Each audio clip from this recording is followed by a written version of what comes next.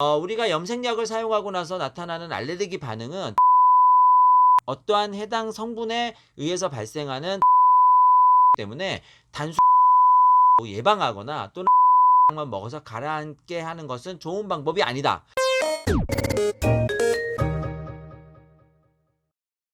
안녕하세요. 링거TV 시청자 여러분, 배현약사입니다. 설 명절이 되니까 아무래도 흰 머리들이 약간 조금 부담스러우신 우리 시청자 여러분들 계실 거예요. 그래서 염색을 하실 텐데 오늘은 이 염색약에 대해서 좀 말씀드리려고 합니다. 저희 약국에 가끔 오시는 분들 중에서 염색을 하면 옷을 타니까 염색을 하기 전에 옷을 타는 걸 예방하기 위해서 알레르기 질환 치료제를 달라고 이렇게 얘기하시는 경우들이 간혹 있습니다. 또 헤어샵에 가셨을 때 미용하시는 우리 선생님께서 환자분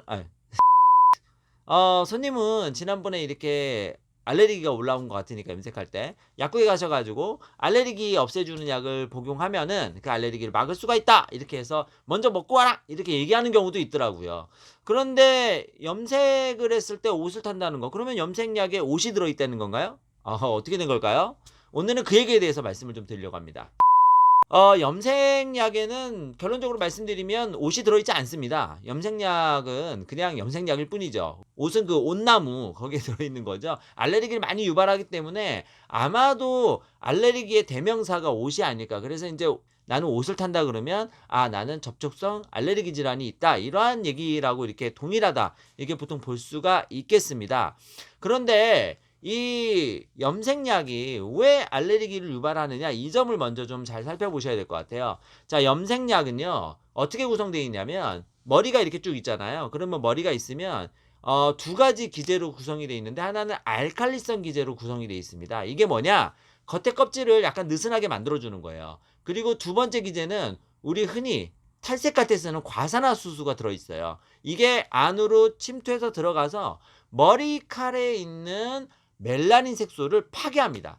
머리카락에 있는 멜라닌 색소를 파괴하니까 검은색이 없어지는 거죠. 그래서 탈색이 되는데 여기에 염료가 들어가서 염색이 완성되는 거예요. 염료가 안으로 쿡 들어가면 얘네들이 이제 밖으로 빠져나오지 않아서 영구 염색이 된다 이렇게 합니다. 그래서 그냥 발라놓는 것이 아니라 실제로 머리카락 안에 염료가 침투해서 들어가서 색깔을 만들어냅니다. 즉 1기제는 주로 알칼리성 머리를 이렇게 느슨하게 만들기 때문에 시간이 좀 걸려요. 그래서 보통 염색약은 1제와 2제를 섞은 다음에 머리에 이렇게 발라서 일정 시간이 지나야 염색이 되게 되는 겁니다. 바로 이렇게 풀면 염색이 안 되는 거죠. 그런데 우리가 이 염색약을 쓰고 나면 왜 알레르기 증상이 생기느냐? 바로 이 염료 성분과 염료 성분 안에 포함되어 있는 중금속 때문입니다. 사실 중금속은 철저하게 검사를 받기 때문에 이 부분은 그렇게 크게 걱정은 안 하셔도 됩니다. 왜냐하면 염색약은 굉장히 좀 까다롭게 식약처로부터 규제를 받거든요. 그런데 문제는 이 바로 염료입니다. 염료의 대표 주제가 바로 뭐냐면 파라페닐렌 디아민이라고 하는 성분입니다. 보통 PPD라고 불러요. 이 성분이 요즘에 염색약에는 다 성분 기재가 되어 있기 때문에 유심히 봐주셔야 됩니다. 이 파라페닐렌 디아민이라고 하는 성분이 바로 가장 알레르기를 강하게 유발하는 성분입니다. 그런데 이 성분을 사실은 안 쓰기가 애매한 게 이 성분이 염색이 가장 잘 돼요. 가장 좋은 염료거든요. 그렇기 때문에 안 쓸 수가 없다라고 얘기를 하고 있는 거죠. 염색이 잘 되는 제제일수록 이 성분이 강하게 들어있고 이 성분이 강하게 들어있는 제제일수록 알레르기를 강하게 유발합니다. 문제는 이 제제가 가지고 있는 독성이에요. 지금 나와 있는 것처럼 다양한 독성을 가지고 있는데요. 한 연구에 의하면 이 염색약 성분이 두피로 흡수되게 되면 혈액 안에 있는 림프구의 DNA를 손상시킬 수 있다는 결과도 있고, 그리고 이 성분 자체가 염색 이후에 머리를 감고 흘러나와서 눈으로 들어가면 각막세포를 손상시킬 수 있다라는 결과도 있어요. 그래서 각막염이 생길 수도 있고요. 그리고 이 제제가 접촉되게 되면 수정체의 변화가 와서 노안이 진행되거나 백내장을 유발한다고 하는 그런 연구 결과도 있고, 피부 독성이나 그 다음에 고농도로 노출됐을 때 천식, 신장 기능 저하, 경련 등을 일으킬 수 있다라는 이러한 연구 결과도 있습니다. 때문에 최근에는 독성이 좀 덜한 황산 톨루엔 2,5 디아민, TDS라는 것으로 대체 사용하는 제품이 늘고 있는데 이 역시 알레르기 피부염이나 결막염, 다래끼 등을 유발하고 있다라는 것이죠. 그래서 이러한 제제들이 알레르기를 유발하는 것은 접촉성 피부염을 일으키는 겁니다.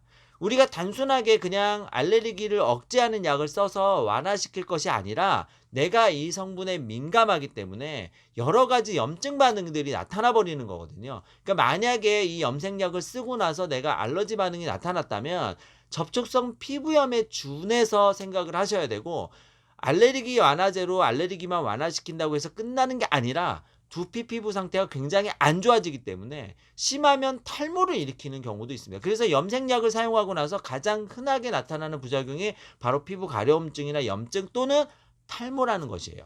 그래서 이러한 부분들을 우리가 절대 간과하시면 안 되고, 만약에 염색을 하고 나서 이 알레르기 증상이 있으셨던 분들은 단순하게 알레르기 억제제만 쓰실 것이 아니라 그 제품을 피하는 것이 답입니다. 아까 말씀드린 PPD라고 하는 성분은 반드시 피해야 되는데, 사용 설명서 뒤쪽에 보시면 전성분이 표시가 되어 있어서 이 표시 안에 이 성분이 들어있다면 안 하시는 게 좋습니다.